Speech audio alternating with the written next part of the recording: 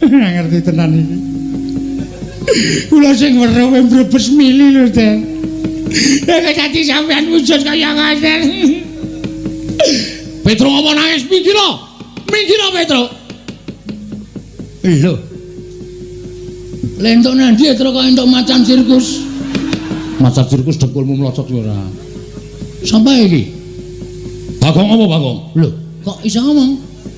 Iki nganu batuk dikarciske dengkulmu ora. Ada macan bisa bicara ngono. Macan bisa bicara ora mundur kene kacung kowe. Iso wae. Ndak wonge krungu. Masa?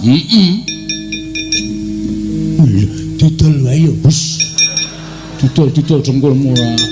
Larang lho iki, larang-larang iki bendara e. Ana wis kaya ngene nggo abrak apa?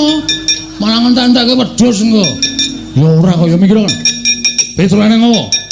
Nuwun sewu Den, Mang nuwun sewu, panjenengan rak saged ningali suku panjenengan piyambak to. Mang tingali suku panjenengan. Lho, sikilmu.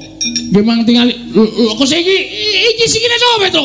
Petro iki sikile sapa? Nuwun ngapunten, sampean wujud macan sak menika ndara.